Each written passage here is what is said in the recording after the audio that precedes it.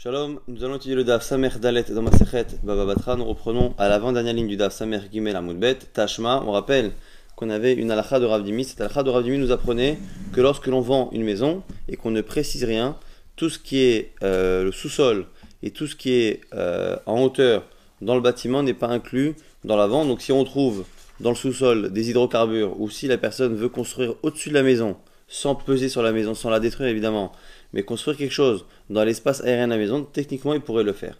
La Gemara essaie de prouver pour ou contre cet avis-là. Tashma, là, on essaie d'aider ce que dit Rav Dimi. Pourquoi c'est marqué dans la Mishnah? Velo et gag bisman sheeshlo ma'ake gavoa asarat fachim. Quelqu'un qui vend une maison ne vend pas le toit qu'il y a dessus si le toit, justement, a un ma'ake, c'est-à-dire un pourtour qui dépasse asarat fachim à peu près 1 mètre. Ici, on pensait que lorsque l'on vend une maison, on vend tout ce qui est en sous-sol et en hauteur. Qui gavo asarat fachim. Maïhave, qu'est-ce que ça change finalement qu'il fasse plus de 10 fachim ou pas? La Gemara ici comprend qu'à moins de 10 fachim, le toit est finalement fait partie de la maison. Et quand le pourtour fait plus de 10 fachim, on se retrouve à avoir une surface sur le terrain qui est au-dessus qui s'apparente à l'espace aérien. Et c'est pour ça que c'est pas inclus. La Gemara dit non, Kevan de gavo asarat fachim. Chachif, pas du tout. La Gemara nous dit c'est juste une question d'importance, c'est-à-dire qu'on estime que de manière générale, on ne vend jamais ce qui est sur le toit. Simplement, lorsqu'il n'y a pas de pourtour, on ne peut pas utiliser le toit et donc ça n'a pas d'existence ou d'importance en soi. Dès qu'il y a un pourtour, c'est un vrai toit et c'est pour ça qu'on le dit. Amar les Ravina les Ravashi, Ravina dia Ravashi, Tashma. Amar Resh Lakish, on avait vu une alcha de Resh Lakish qui est citée ici. Zot Omeret, à partir d'une braïta qui parlait d'un Lévi qui vendait un champ et qui se gardait le Maaser Rishon. Là, ici, on avait déduit selon Resh Lakish qu'on pouvait vendre une maison et garder pour soi le toit. Ici, on avait 2 commentaires, et la Gemara va objecter à partir du second commentaire. On avait dit Zot Omeret Amocher Bait Lachavero, celui qui vend une maison à son prochain, et Ve Amarlo qui dit Almenat chez Diota Eliona Sheli, à condition que le toit m'appartienne. Diota Eliona Shelo, Ve Amrinan, les Maïcheta, on a dit que ça marche. Et on avait dit à quoi ça sert, pourquoi il veut garder le toit. 2 avis. Raz David Amar, chez Imratsa Elotsi Bazizin Motsi, s'il veut mettre là-bas des poutres et même utiliser l'espace aérien, il peut le faire. Rav Papa qui est ici, le commentaire qui va nous intéresser, Amar, Shimrat Salivnot Alia, Al-Gaba, Bonnet, que s'il veut, il peut construire quelque chose en hauteur. Et l'Agman nous dit, Veis Al-Kada, Tarbistamalo Kane, la Malia Almenat. Et ici, c'est une objection à Rav Dimi. Selon Rav Dimi, quand je vends une maison que je ne précise pas, Omka Veruma, je n'inclus pas ce qu'il y a dans l'espace aérien et le toit. Alors pourquoi ici, selon Rav Papa, on ne peut garder pour soi le toit, comme c'est marqué, on ne peut le garder que si on a précisé. Zotumet, Amocher Bait Lachavero, Vamarlo, il dit Almenat chez Diota. Nagman nous dit, mais la Malia Almenat, pourquoi exprimer une condition qui précise que je garde le toit, si selon Rav Dimi, à partir du moment où je ne dis pas que je le vends, ça veut dire que je ne le vends pas. Pourquoi préciser? La Gemara dit, Ahanele, non. C'est pourquoi Almenat de Inafil Adarbanela. Ici, en quoi c'est important de préciser Almenat à condition que je garde le toit? C'est pour nous dire que non seulement je le garde, je peux l'utiliser, ça c'est pas chou selon Rav Dimi, mais même si toute la construction du toit s'abîme, se détruit, j'ai le droit de reconstruire cet étage, ce niveau-là. Et donc, c'est pour ça que c'est important de préciser Almenat. Donc, on continue de penser comme Rav Dimi, que lorsque l'on vend une maison qu'on ne précise pas Omka Veruma, on garde le sous-sol et on garde le toit et tout ce qui est en hauteur. La raison pour laquelle son Resh Lakish et Rav Papa, il fallait préciser Almenat, c'est pour pouvoir le reconstruire dans le cas où il y a une destruction de ce toit. La Mishnah suivante est une Mishnah qu'on a étudiée en partie dans les dapim précédents. Celui qui vend la maison n'a pas vendu, on avait dit, il ne vend pas tout ce qui est maison à l'arrière, et ainsi de suite. Et gamme, l'eau est à bord, l'eau est à doute. Et il ne vend pas non plus les fosses et les puits. On verra la différence entre bord et doute en quelques instants. Afalpi chez Katablo, même s'il a écrit Omka Veruma. Et là, ici, maintenant qu'on a appris l'avis de Rav Dimi et qu'on a confirmé ce qu'il a dit, on peut effectivement comprendre cette Mishnah. C'est comme ça que Rashbam le fait, selon Rav Dimi, c'est-à-dire quelqu'un qui écrit un shtar, et dans le shtar, il dit je te vends ma maison. Afalpi chez Katavlo, Omka Veruma, même s'il a précisé, je te vends la profondeur et la hauteur, on a dit que comme à la base, quand je vends une maison, je ne vends rien. Je ne vends que la maison, pas le sous-sol, pas le toit et pas non plus, évidemment, le puits. Quand je précise que je te vends ma maison avec la profondeur et la hauteur, ça n'inclut que le sous-sol de la maison, que la hauteur de la maison, mais ça n'inclut pas encore les puits. Et on avait dit que s'il fallait inclure les puits, il fallait dire je te vends tout ce qu'il y a dans le sol jusqu'au ciel. Mais tsarich li karlo derer. Et ici, il y aurait Rabbi Akiva selon Rabbi Akiva.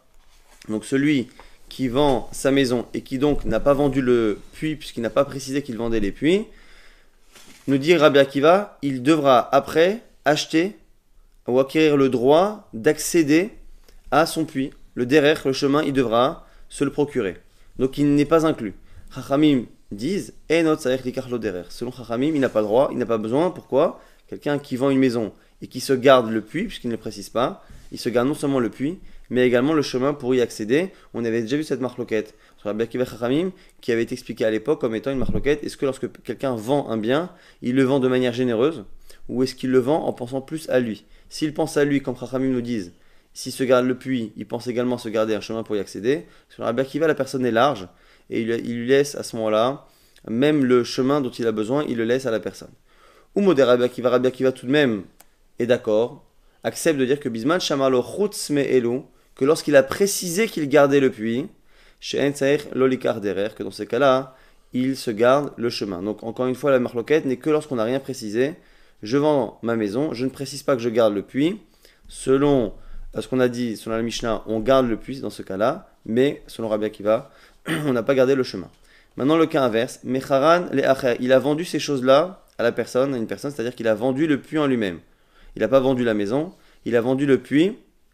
Rabbi Akiva Omer, Enot Tsarich Likarlo Derer. Quand il vend le puits, là il est généreux aussi et il a laissé le chemin à la personne. Chachamim Omrim, Tsarich Likarlo Derer. Et selon Chachamim, la personne a pensé à lui. Donc quand il s'est gardé le terrain, il s'est gardé à la fois le terrain et il n'a pas pensé à laisser à la personne à qui il a vendu le puits le chemin pour y accéder, puisqu'encore une fois, ce n'est pas précisé dans le document. Yativ Ravina avec Akashale, Ravina avait une question. Haïnu bor, haïnu doute. Quelle est la différence entre bor et doute? On n'arrête pas de parler depuis quelques dapis de cette Mishnah qui nous dit que on ne vend pas, on n'inclut pas Mistama dans la vente, bor va doute. C'est quoi bor va doute? Amarle Ravatuspa'a les Ravina, réponse de Ravatuspa'a. Tashma, viens, regarde cette braïta d'Etania. Echada bor, vechada doute, que ce soit bor et doute, bekarka, quand c'est dans le terrain, et lâché à bord, bachafira, vedout baminyan. Les deux choses, bor et doute, sont des choses qui sont dans la terre. La seule différence, c'est que le bor, c'est chafira, le bor, c'est simplement quelque chose qui est creusé. Et doute, c'est une construction. Quelle est la différence, nous dit Rashbam? Le bord, c'est quelque chose que l'on fait dans un terrain qui est dur. Lorsque la terre est dure, il suffit de creuser et on laisse la terre telle qu'elle et on remplit de l'eau dedans. Et l'eau a tendance à plutôt bien se garder. Lorsque par contre la terre est meuble, elle absorbe l'eau et on est contraint, une fois qu'on a creusé, de renforcer les parois avec des pierres. Et nous dit Rashbam, pourquoi on avait besoin finalement des deux? C'est parce que on peut estimer que l'un ressemble plus à la maison que l'autre. C'est-à-dire que si on avait dit que quand on vend la maison, ça n'inclut pas, on va dire par exemple le bord, on aurait dit pourquoi ça n'inclut pas le bord? Parce que le bord, il n'y a pas de construction, c'est juste un trou. Mais le doute dans lequel on met des pierres, comme ça ressemble à une maison parce qu'il y a des pierres, peut-être que c'est inclus dans la maison. Et si j'avais enseigné que doute, que celui où il y a les pierres, j'aurais dit oui, mais d'un autre côté, comme il y a des pierres, c'est une autre construction. Il y a une construction maison, une construction doute, et donc peut-être que je n'aurais pas inclus dans la vente. À ce moment-là, hafira, kamashmalan, que finalement, ni l'un ni l'autre n'est inclus dans la vente. La même sugia ici, Yativ Ravashi avec Akashale. Ravashi avait un souci avec cette Mishnah. Haïnu bor, haïnu doute. Quelle est la différence entre bor et doute? Amalem markashisha bered raprisda. Les Ravashi, on lui a donné la même réponse. Tashma, regarde cette braïta des Tanya qui dit Echad bor vechad doute bakarka. Bor et doute sont les deux quelque chose dans le sol. Et là, chez Abor bachafira, simplement l'un est simplement creusé. Vedout binyan, et l'autre est une construction. On avait dit dans la Mishnah, Vetsaïr likarlo derer, dirait Rabbi Akiva, selon Rabbi Akiva, lorsque l'on garde son puits, c'est-à-dire qu'on a vendu la maison, et comme on n'a rien précisé, ça veut dire que l'on garde le puits, il garde le puits, mais il n'a pas gardé le chemin pour y accéder, donc il devra l'acquérir par la suite. Chachamim omrim, et notre sarir. Agmara se demande quel est le sujet de la discussion.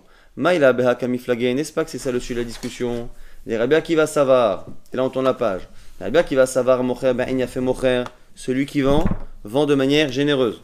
Rabbanan savrait, mocher ben ra'a mocher. Et selon Rabbanan, celui qui vend de manière, on va dire, égoïste. C'est intéressant que Rabbi Akiva, c'est celui qui dit que ve'ata l'eracha kamocha, si tu aimeras ton prochain comme toi-même, ze klal gadol batora, c'est le klal, la règle générale de la Torah qui inclut finalement toute la Torah. Là, Rabbi Akiva nous dit que quand on vend en pensant à l'autre.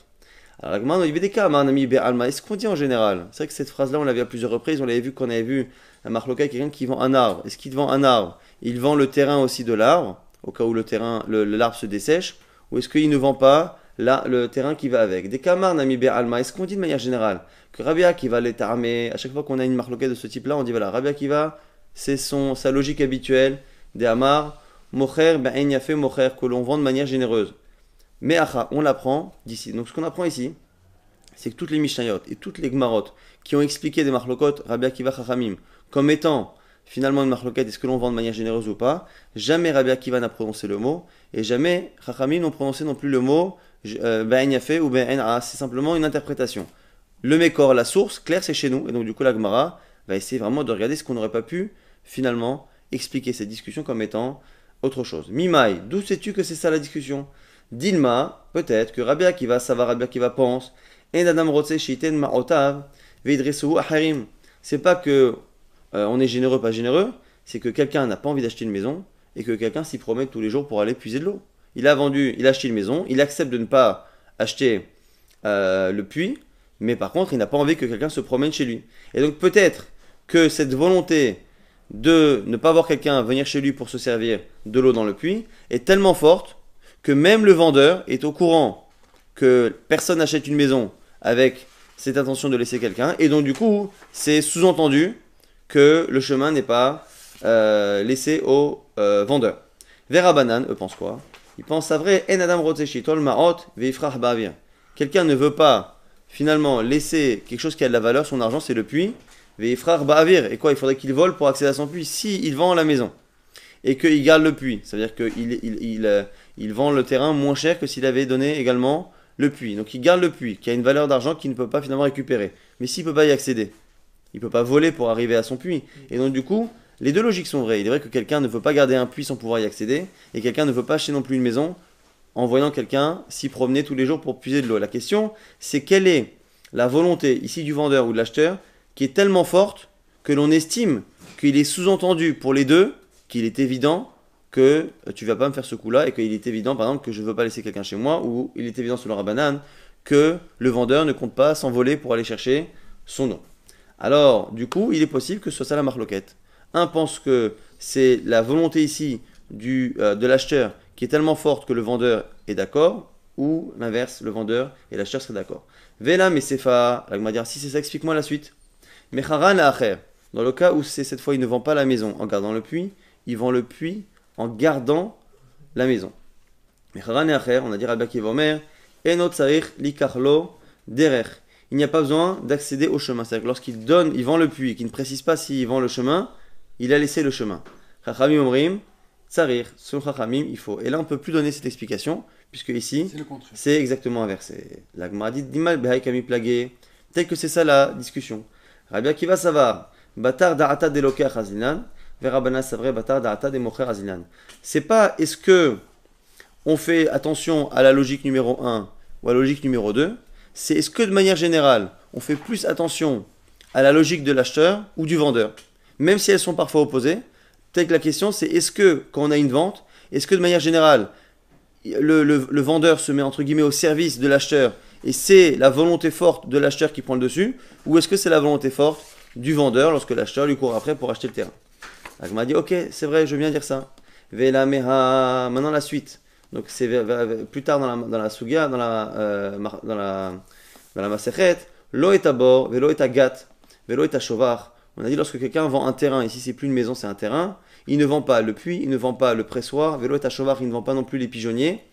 Ben charevin qui soit inutilisable, ben yishuvin ou qui soit utilisable, et tsarich likarlo derer. Mais il faudra qu'il achète le chemin pour y accéder. Dit Rabbi Akiva selon Rabbi Akiva. Chachamim omrim, et notre sarich, il n'y a pas besoin. On retrouve cette marloquette. Rabbi Akiva Chachamim, et la Gemara dit à un moment donné, est-ce que c'est pas pour nous apprendre que de manière générale, le vendeur est généreux ou pas? Hatul Mali, pourquoi nous enseigner encore ce cas-là? Et la lave, n'est-ce pas que Kamashmalan c'est venu t'apprendre? Rabbi Akiva savar mocher ba'in yafe mocher. Que Rabbi Akiva pense que le vendeur est toujours généreux. Rabbanan c'est vrai mocher ba'in ra'a mocher, alors que le Rabbanan pense que le vendeur ne l'est pas. La Gemara dit non, peut-être que c'est encore autre chose. Peut-être que non, on reste sur l'explication précédente, qui était de dire que la marloquette, est-ce qu'on tient compte des volontés du vendeur ou de l'acheteur? Simplement, pourquoi on a enseigné dans notre chapitre, dans le cas de la maison, celui qui vend une maison, et là-bas dans le cas d'un champ, Sricha, j'avais besoin des deux. Des yash, mais dans si je t'avais enseigné que le cas de la maison. Mishum de ba'et outa. Parce que dans une maison, effectivement, on a besoin d'être tranquille, d'être chez soi, et on a besoin d'intimité. Et à ce moment-là, on ne veut pas que quelqu'un vienne se promener chez nous. Aval sadé, mais j'aurais dit dans un champ, qu'est-ce que ça peut lui faire? Que le type vienne s'occuper de son pigeonnier ou de son puits, et malo. Viyash moinan sadé, si je t'avais enseigné que le cas du champ, j'aurais dit non. Là-bas, dans le cas du champ, même s'il n'y a pas de problème d'intimité, il y a une perte financière. Pourquoi? Parce que j'ai pas envie que les gens marchent sur mes légumes, sur mes céréales, michoum des cachets, des vachas. Le fait de marcher peut avoir ici une incidence sur la valeur du terrain, aval baït et malo. Donc c'est pour ça que j'avais besoin des deux. Donc la Gemara arrive toujours à s'en sortir. Et la misefa. La Gemara dit, et là-bas, dans le cas du champ, on a encore ajouté. Mais on a aussi inversé le cas là-bas, c'est-à-dire celui qui ne vend pas le terrain, mais qui vend les pigeonniers, qui vend les puits, ainsi de suite. Rabbi Akiva Omer et notre likarlo derer. Là aussi, on dit qu'il a donné généreusement le chemin pour y accéder à la personne. Chachamim omrim tsarir. Chachamim ne sont pas d'accord. La Gemara dit à tout la Mali. Et là, pourquoi avoir dit ça? Et la lave hakamashmala, n'est-ce pas qu'à la fin on est contraint de dire que c'est lui nous apprendre autre chose au lieu d'expliquer à chaque fois de manière locale en disant là c'est parce qu'on tient compte du vendeur, de l'acheteur, parce que c'est une maison, parce que c'est un terrain, la tsignot, l'intimité ou la valeur financière. Des Rabbi Akiva ça va. Mocher be'ain yafa. Mocher, un homme il vend de manière généreuse. Rabbanan, c'est vrai mocher, ben ra'a mocher, que selon Chachamim la personne justement n'est pas généreuse. Donc très rapidement, on va résumer, on a réussi à maintenir l'avis de Rav Dimi qui estime que lorsque l'on vend une maison, on n'inclut pas ce qu'il y a dans le sous-sol et ce qu'il y a sur le toit ou dans l'espace aérien. On a vu après que du coup, lorsqu'on vendait une maison et qu'on disait en incluant les sous-sols et ce qu'il y a au-dessus, ça n'inclut pas le puits, que ça inclut d'abord le sous-sol de la maison. Et après, on a vu le marloquet Rabbi Akiva Chachamim que l'on retrouve à la fois dans les arbres, à la fois dans une maison dans laquelle on a gardé le puits, à la fois dans un puits lorsqu'on a gardé la maison, ou également un terrain dans lequel on a gardé les puits, les choses extérieures, ou l'inverse, on a vendu ces choses-là extérieures et qu'on a gardé le terrain. On estime que selon Rabbi Akiva, lorsqu'une personne vend et qu'elle n'a pas précisé si elle laisse à la personne du terrain en plus pour y accéder ou ce qui s'est laissé à lui, on estime que Rabbi Akiva pense toujours plus à l'autre qu'à lui-même, alors que Chachamim pense qu'au contraire, la personne pense d'abord à elle-même et se garde un terrain pour accéder, un chemin pour accéder à ses puits, ou s'il vend ces choses-là, il laisse à la personne justement le chemin pour accéder. C'est la marloquette Rabbi Akiva Chachamim très connue qu'on a vu et qu'on verra sur le fait de vendre Be'ain Yafa ou Be'ain Ra.